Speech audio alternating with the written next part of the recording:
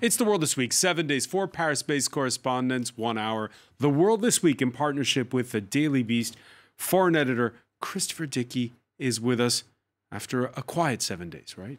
Yeah, hardly anything happened. Hardly anything happened. Well, that's why Johanna Frunden, Paris correspondent for Aftonbladet, the Swedish daily newspaper, will probably think of something we can talk about. I'm sure we'll come up with something. Right, thank you so much. Also with us is Birgit Holzer, Paris correspondent for the German regional press. Thanks for joining us. Thank you. And Robert Parsons, Chief International Affairs Editor here at France 24. How are you? Good. All right. The World This Week on Facebook and on Twitter. The hashtag is World This Week. The coronavirus has a face now, you might say. Dr. Li Wenliang succumbing at 34 to the virus after treating countless patients at Wuhan Central Hospital. It was Dr. Li who raised the alarm among fellow medics back on December the 30th after treating 7 new pneumonia cases. They spoke on a group chat, and it prompted him to be reprimanded and warned over, quote, rumor mongering. State media has since vindicated him and paid tribute, playing catch-up to public support. We heard the news of his death with heavy hearts, because he gave his life for the sake of ordinary people. We're extremely grateful. We should learn from him.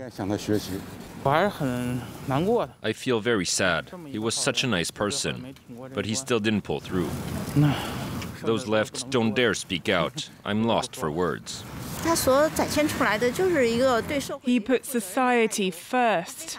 He was honest and faithful. I think we should all reflect on his example. Christopher Dickey, the story that published by your correspondent has this beautiful phrase that's been posted several times on WeChat. He who holds firewood for the masses is the one who succumbs to the cold in blizzard and snow.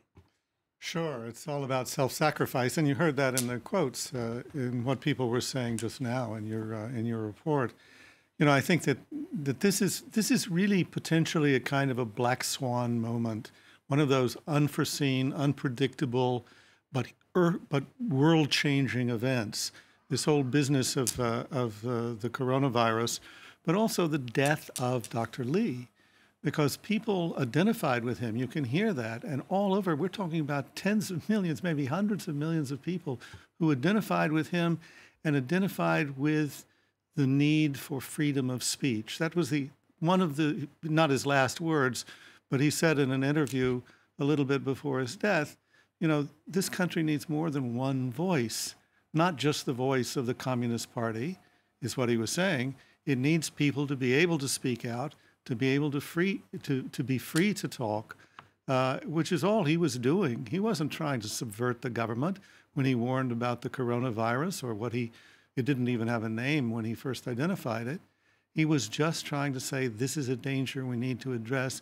And the reaction of the Chinese government, particularly the authorities in Wuhan, was to say, you're just a troublemaker. China's test, that's the headline on the cover of this week's edition of Time magazine, with a lead story that states the crisis has already demonstrated that the centralization of political power under Xi has made Chinese society brittle, Rob Parsons.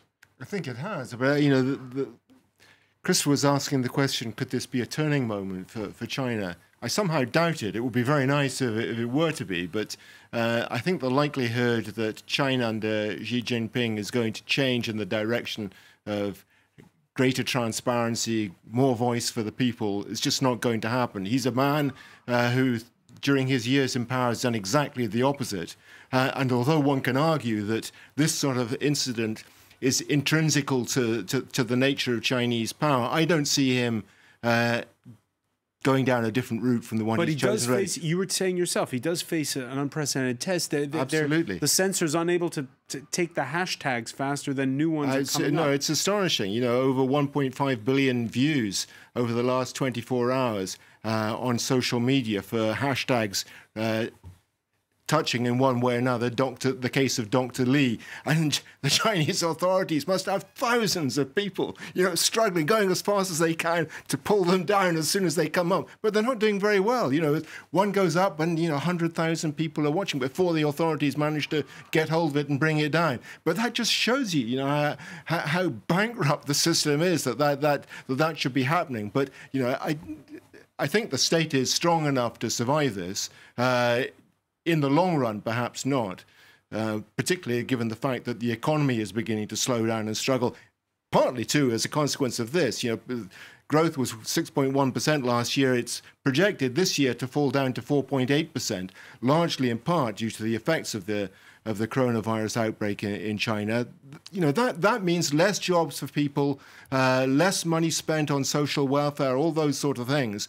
And ultimately, that starts to reflect on the Communist Party. If the centre can't deliver, then ultimately the centre will have to pay the price. But it's going to take a long time, I think. All right, one of the most alarming stories is that of the annual Bai Buting Festival in the Wuhan district of the same name. It's a giant block party come potluck dinner held every year. This time, it was out to beat a record. There were 40,000 participants. Note the date upon which it happened, Birgit Holzer, January the 18th. And that has sparked a lot of outrage in China. So, sorry, I didn't understand your question. This potluck dinner takes place on January 18th, even though by then we already had the coronavirus did have a name at that point. Yeah. So it's the moment people want to have answers how this was possible, and it's maybe the moment to ask about the inaction of the authorities of China. And there's been accusations as well leveled against the World Health Organization, perhaps, for not sounding the alarm sooner. Maybe, yeah. Just to jump in, it was hugely irresponsible of the Wuhan authorities. They knew, as you said, at least a couple of weeks in advance what the situation was, and yet they get, I think, 40,000 families were involved in that gigantic public dinner. Cooking themselves, and coming along not knowing that anything untoward was happening in the city at all. Then they start to find out. But that makes it easier for Xi Jinping, because what he's going to do is blame the Wuhan authorities. That's what he's going to do. He's already doing it. So is it a turning point for China? I think maybe we shouldn't jump too much to conclusions right now. It does feel like it. It could be because of its the unpolitical setting. Actually, we were talking about a medical hero, a doctor who put his life and his career and his reputation in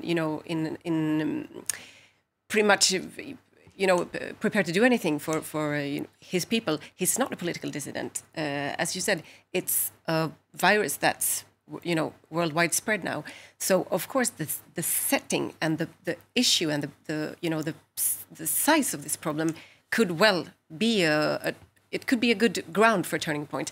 Now, I think it matters. What really matters now is how well the Chinese central government will manage to reclaim Dr. Li, make it sound like he is their hero. Yeah. That's what they're trying to do right exactly now. What they're trying to do. And they're trying to turn this story around, knowing that this is how propaganda works in a totalitarian state, blaming the Wuhan region for being the bad guys in this story.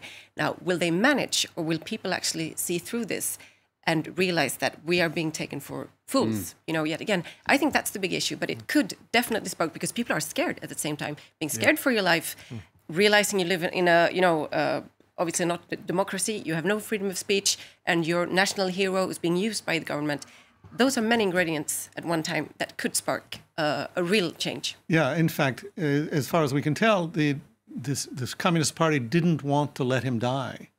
They kept resuscitating him, trying to resuscitate him, not so much because they thought they could bring him back to life, but to give the party more time to come up with a cover story, to start to take the narrative cynical away. To the point where it's really incredibly cynical.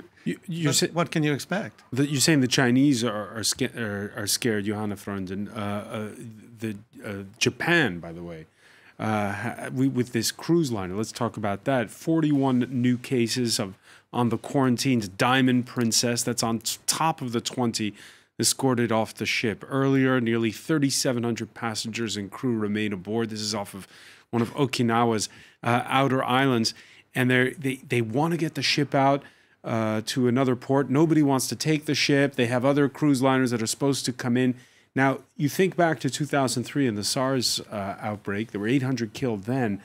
You didn't have the kind of global travel that you do today. Yeah, exactly. And obviously, people coming back to Europe from China shows us this problem and this new global world that even, as you said, in 2003 wasn't yet the case, in fact. So it's we're extremely vulnerable. So is it a black swan moment for China or a black swan moment for the planet? I don't want to scaremonger, but I'm just... Well, the planet has lots of problems, you know. Petri dishes. I mean, you know. No, but it's of course it's without any medical knowledge myself. It's difficult, you know. Yeah. To become, you're scared to sound a bit too alarmist about it as well. And you know, the 2 weeks of incubation. What will happen 2 weeks from now? All those things together makes the whole situation very, very scary. And when I talked about a black swan moment, I didn't mean that the communist regime is going to collapse, but things will never be the same. They will never be the same. Xi Jinping will do the maneuvering that he does. He may or may not be able to hold on to power. Yeah. The Communist Party will hold on to power. Yeah. But the sense of whatever confidence was built up over the years among the people in the party is being seriously eroded. Yeah. That's the moment. All right, a bad week for some. For others, well, different story. Ladies and gentlemen, the President of the United States. Donald Trump acquitted by the Republican-led U.S. Senate in a vote that followed party lines. The impeachment trial's epilogue was distinctly not a moment for thoughtful reflection. Unfair situation. We went through hell unfairly, did nothing wrong. Did nothing wrong. I've done things wrong in my life, I will admit. Not purposely, but I've done things wrong. But this is what the end result is.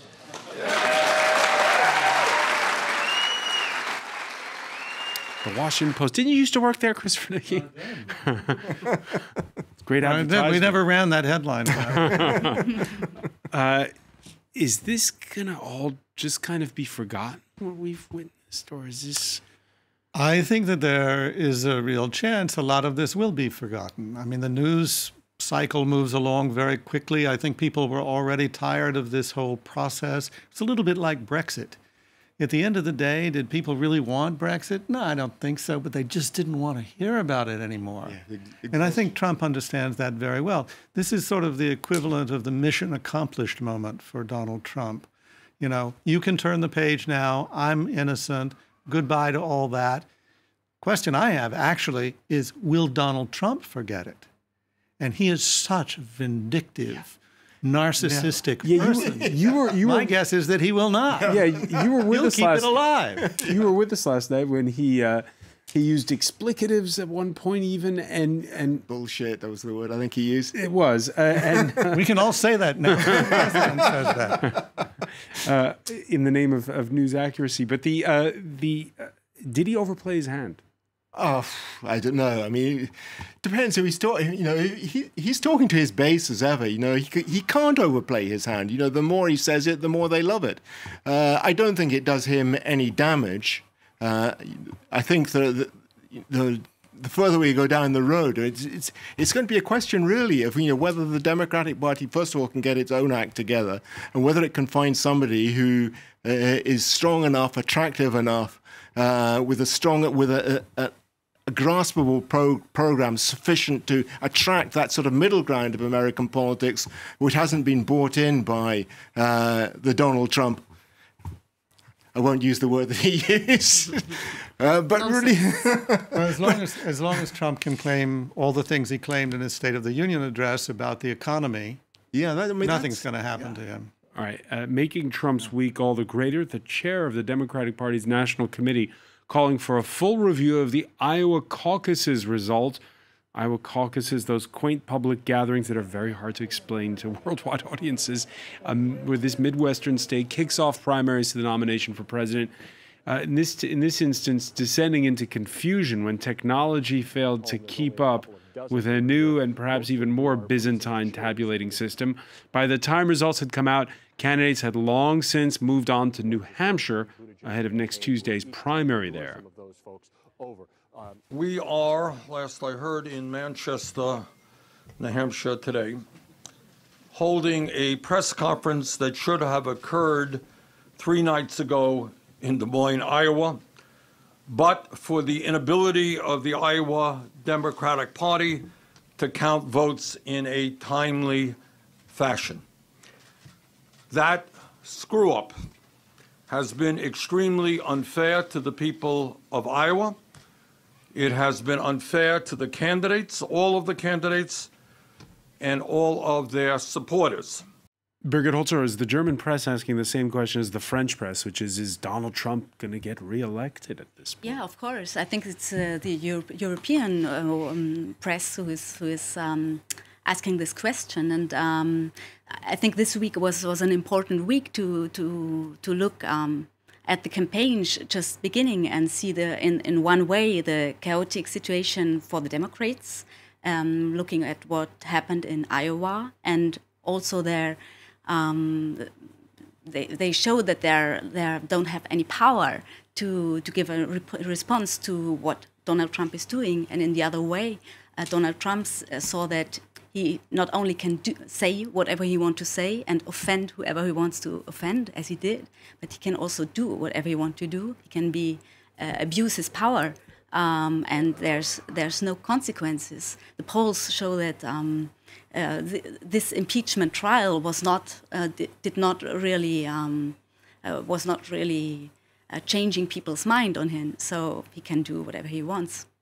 Johanna Frundin, you agree? Yeah, definitely. I think we've seen by now that what should perhaps shock people, or at least surprise people very much in any other democratic circumstance, not talking about the Democratic Party, but in any Western state, let's say, it doesn't work on the Trump voters, the Trump public.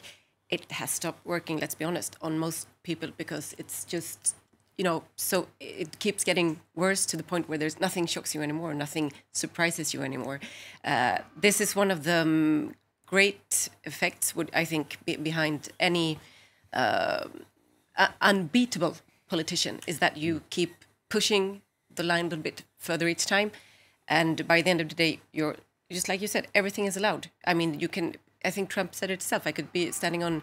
Shoot somebody on Fifth Avenue. I was looking for the street name. Exactly. Shoot somebody. I would still get away with it, which is, I mean, look at that situation. And he said that before he was president. Exactly, yeah. Of course, it depends who he faces. When we come back, we'll ask our panel about what we have learned really from Iowa. Stay with us. You're watching The World This Week.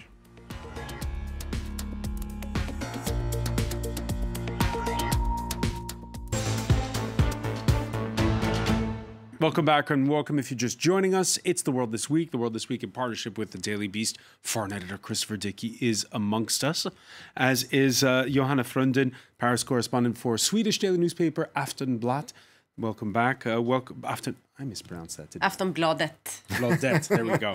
Birgit Holzer, Paris correspondent for the German regional press, and Robert Parsons, our chief international affairs editor. So the Iowa caucuses, the final results are in. They're going to recount. There's going to be a proper primary next Tuesday in New Hampshire. This is the question people have been asking at Parisian dinner parties for 2 years now. Who's going to face Donald Trump, Christopher Dickey? I don't think we know, but I think one thing we do know is that the big winner from all this confusion may be Michael Bloomberg, who didn't participate in Iowa, who isn't participating in New Hampshire, is a multi-billionaire and is pouring money into the campaign. And you start to see a lot of people saying, well, maybe we can go with Mike. He was a great mayor of New York. Now, he brings a lot of baggage with him that'll be difficult. He's Jewish, which might be a problem. And he's a real New Yorker.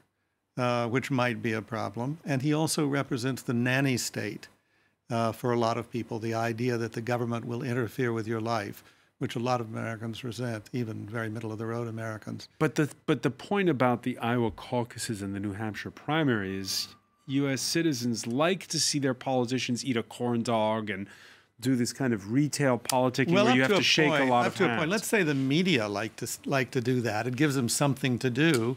They go out to Iowa in the middle of the Corn Belt. It's not a very populous state. It has this ridiculous caucus system.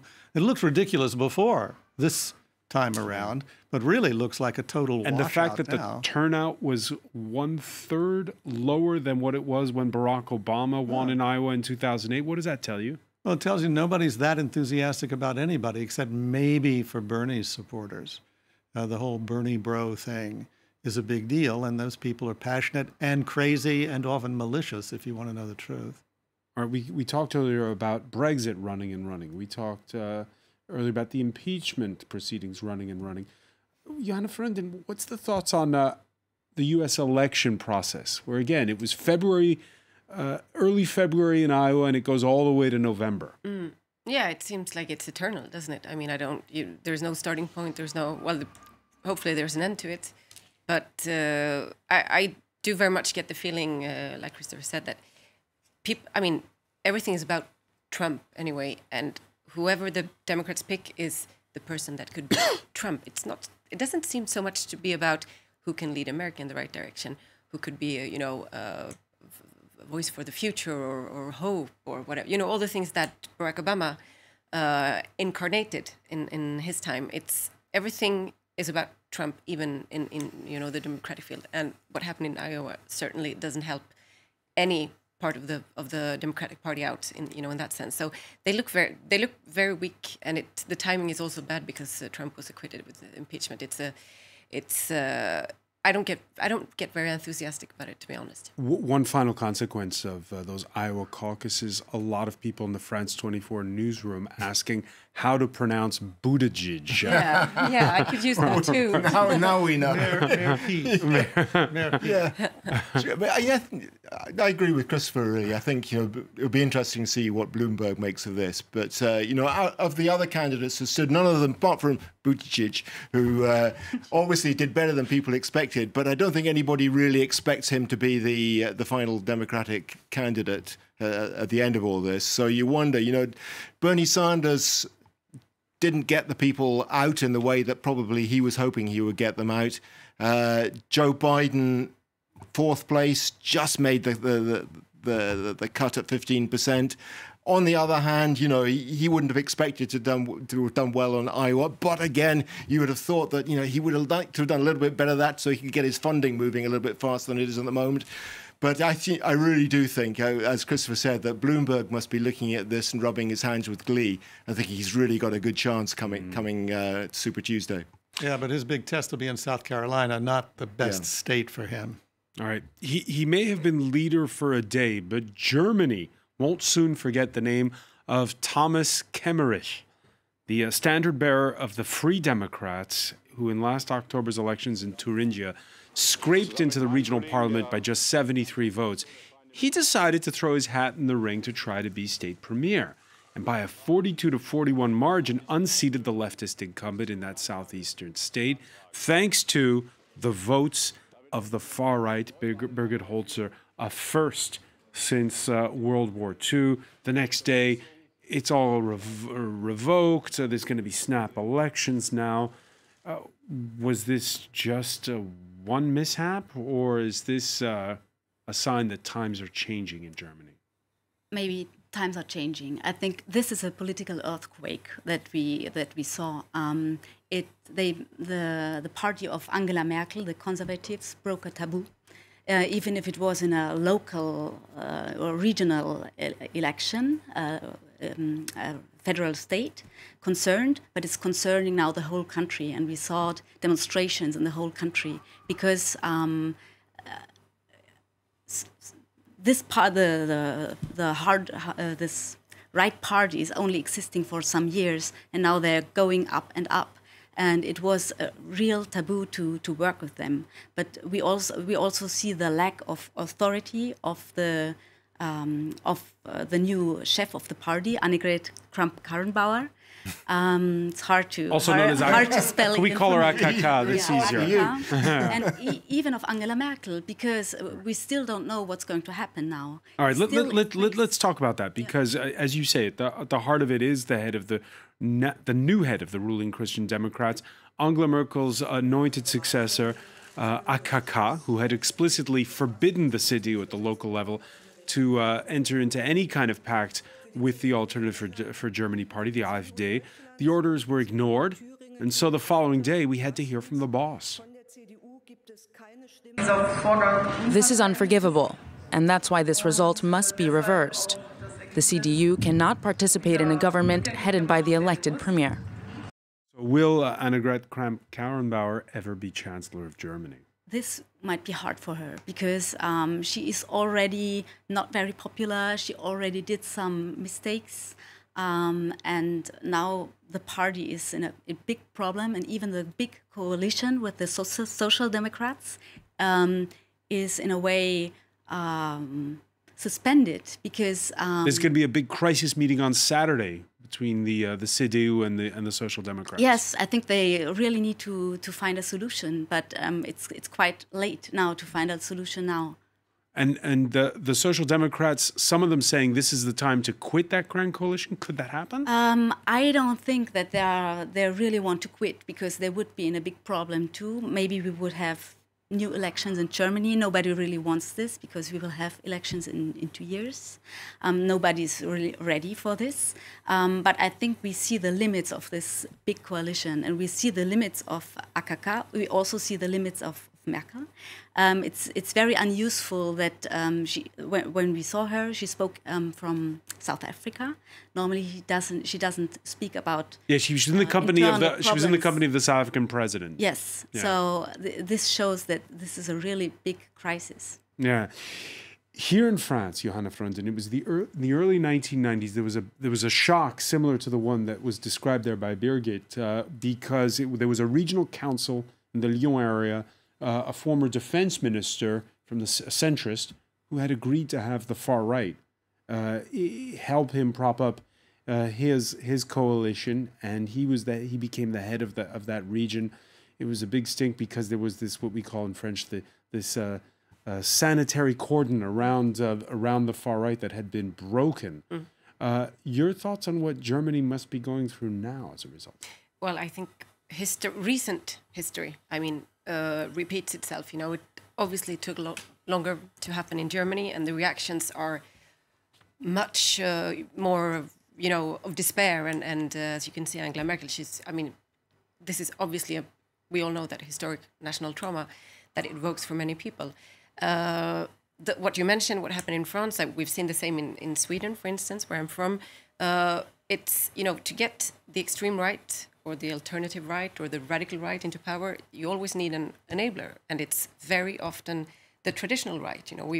We've had the exact same problem, so to speak, in Sweden, with a traditional right leader saying we're not cooperating or collaborating or building allies with this party, whereas on local levels that has already happened, and they've not been able to keep, to discipline, let's say, the local municipalities or mayors in south of Sweden. For example. Is the outcome then the same as it has been in here in France, where we've seen the traditional conservatives, effectively collapse because they couldn't decide whether they wanted to be a centrist party or in bed with the far right? Of course. It's so. It's you can see this there are hardly any examples that would show the opposite. Perhaps Denmark is, the only well-known country where it actually effectively stopped the extreme right, but that's also because the Social Democrats of Denmark adapted all their rhetorics. So basically, there was no point in voting for them anymore. But we see this everywhere, of course, and it's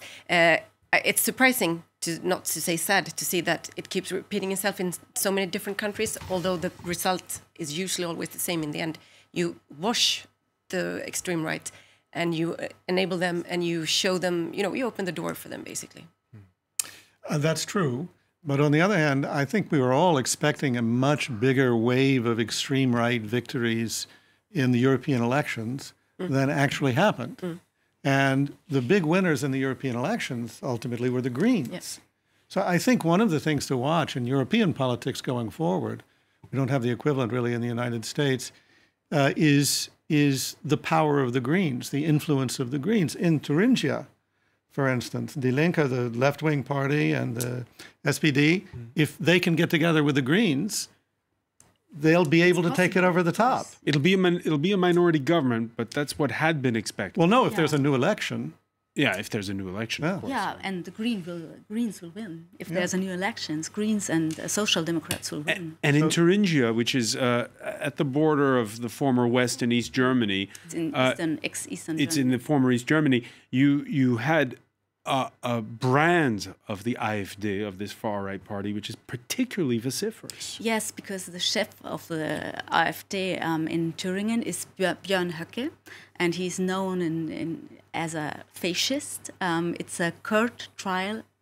It's a Kurd who acted that it's possible to call him fascist. Fascist. Fascist, sorry. Yeah. Sorry. So this is particularly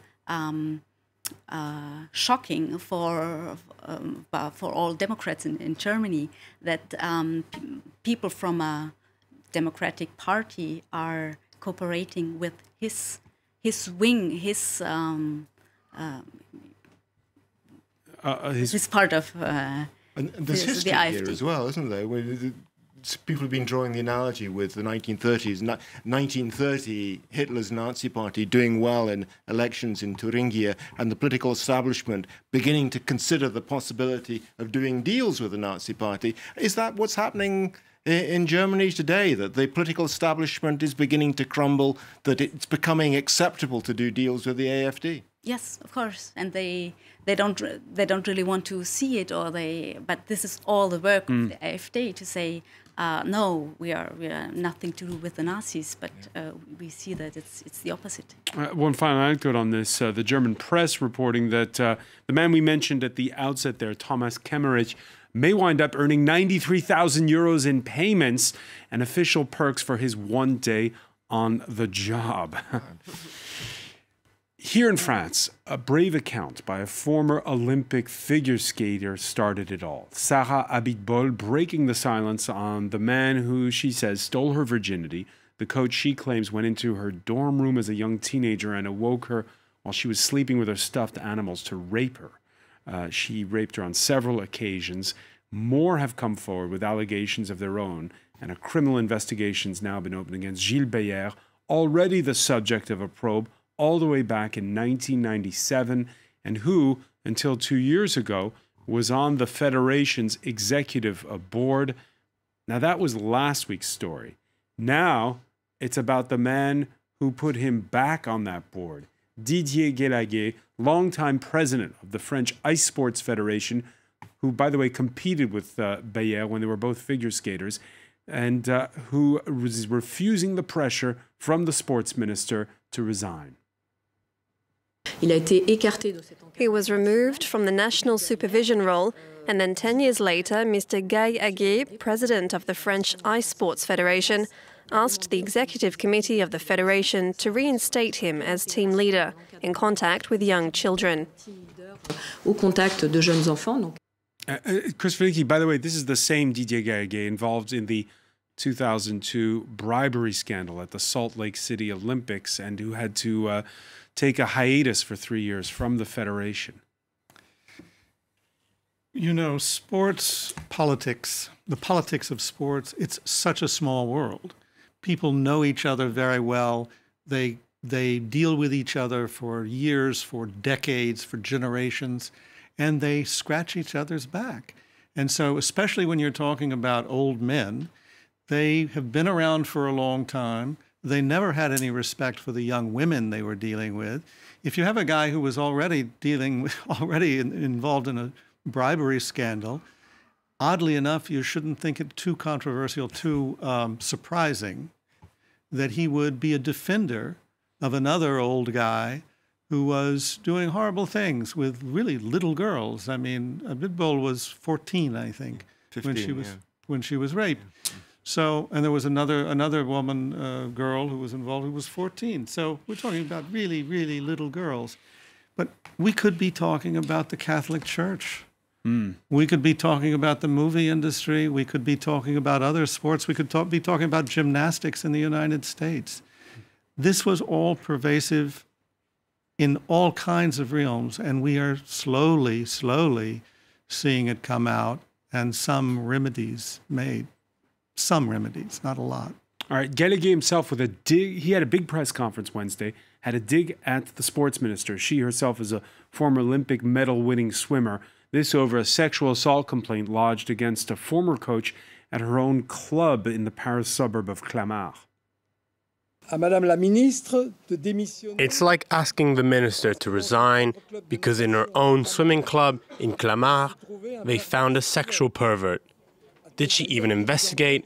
If there's going to be a clean-out, it should be done at home. Who are we kidding? Stigmatizing a federation president who is certainly not perfect, but who is honest and hardworking, is disgusting. C'est dégueulasse. C'est dégueulasse. It's disgusting. Johanna Franden, by the way, that swimming coach was suspended. Your thoughts on is this a turning point in France? Because we'd already had a scandal in tennis. Is this a turning point now?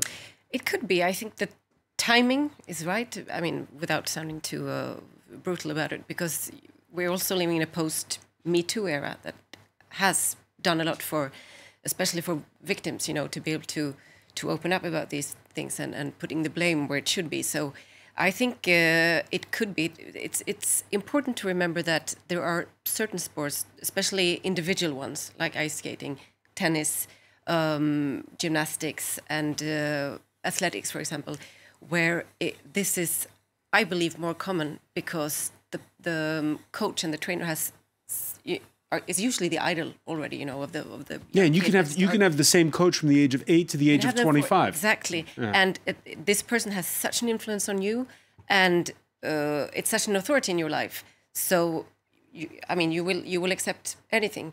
The other way around, it's also been proven more or less that people with pedophilic inclination, let's call it that way, look for posts in this, or professional posts in this environment, because if you're a predator, this is where it's easy to find a victim that will keep their mouth shut. Basically, it's not that easy in football or ice hockey, or I don't know, because people share, because you have a locker room and you have people speaking with each other.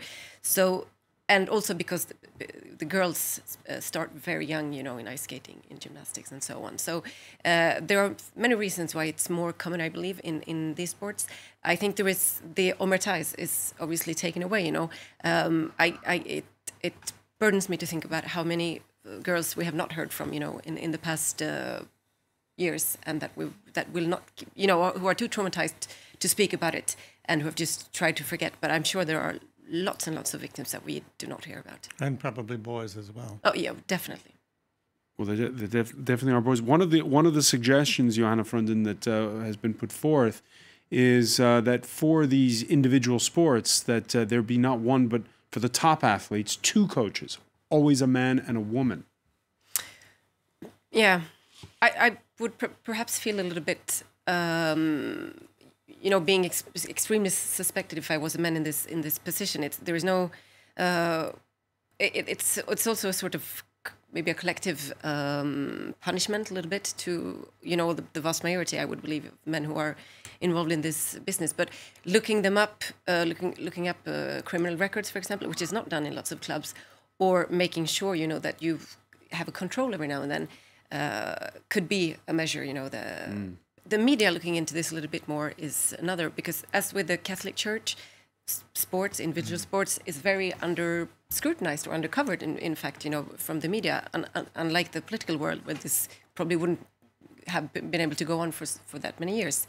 So because he was investigated as well back in 1997, 98, and yet he was able to carry on working. Which shows that nobody did their job. I mean, how could there not have been a campaign big enough for him to not ever, put foot in a near any youngsters doing sports again. But clearly it wasn't the case. So let's hope this is a turning point, and let's hope that this encourages other girls and boys to come forward and speak about it. We're going to leave it there. I want to thank you, Johanna Frundin. I want to thank Robert Parsons, Christopher Dickey, Birgit Holzer. Stay with us, though. Media Watch is next.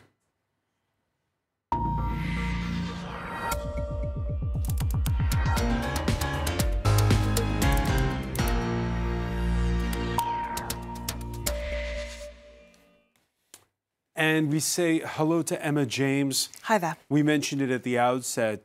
Dr. Lee, that 34-year-old practitioner who died after raising the alarm over the coronavirus outbreak early, was reprimanded for it initially, and has become a hero in his country. Absolutely. Dr. Li Wenliang, one of 8 people who was actually reprimanded by the police for spreading what they said were false rumours, which amounted to illegal behaviour. And that's the reason why people are posting tributes like this cartoon, where the face mask that we've all seen him wearing has been replaced by what looks like a fairly evil hand. I think it's supposed to be the evil hand of censorship, perhaps. Long fingernails. Absolutely. Yes, it does look rather devilish, frankly. But it's lots of images like that. This, where the face mask has been replaced by barbed wire. And really, I think people are clinging to his memory because he's like a beacon of hope. With all this suppression of information that happens in China on a regular basis, people are really seeing him as such an important person. He has really become a martyr now. But lots of people talking about him. This person saying we should remember him with his face not one concealed by coronavirus. That is what he looked like without the face mask. Others saying that he can finally speak freely after death. Not entirely sure that that's true. Not because I don't believe in people speaking once they're dead, but more to the fact that he has, in a way, continued to be censored even after he died. Lots of hashtags like "We want freedom of speech," Wuhan government owes Dr. Li an apology, were all removed from those social media sites like WeChat and Weibo, where people were talking. There was a real deluge of reaction after his death was announced. What is interesting, though, is that they did take a while, the censors, to actually crack down. The New York Times reporting on what is a rare online revolt. Lots of people in China saying that they've never seen anything like it. There was a really, really strong reaction to this. So they did still manage to make themselves heard, even though the conversations were being shut down after some time. This article says it's prompted nationwide soul-searching under an authoritarian government that allows for little dissent. Now, one of the sayings that's been shared particularly widely is, "He who holds the firewood for the masses is the one who freezes to death in wind and snow." One of the other quotes that people are sharing as well actually comes from Dr. Li himself from one of his last interviews. He said, "A healthy society should not only have one kind of voice." So his words are living on after his death. However, there is a lot of controversy about exactly what happened when he died. Quartz among those reporting this. Excuse me. It is nothing short of bizarre what is reported to have happened, because he was pronounced dead at 9:30, but then there was intervention from government figures and they put him back on life support, and he wasn't officially declared dead. Well, he was officially declared dead a second time just before 3 a.m. in the morning. A lot of people saying this is really the final indignity for him, and it really shows the repression of information, if these reports are true, I should hasten to add. Also interesting to note that Global Times, which really is a state mouthpiece, that was among those to actually retract one of the earlier reports of his death. So it would appear that the censorship continues unabated in China, but the words are starting to get through a little. All right, many thanks for that, Emma James. I want to thank our panel once again. Thank you for joining us here in The World This Week.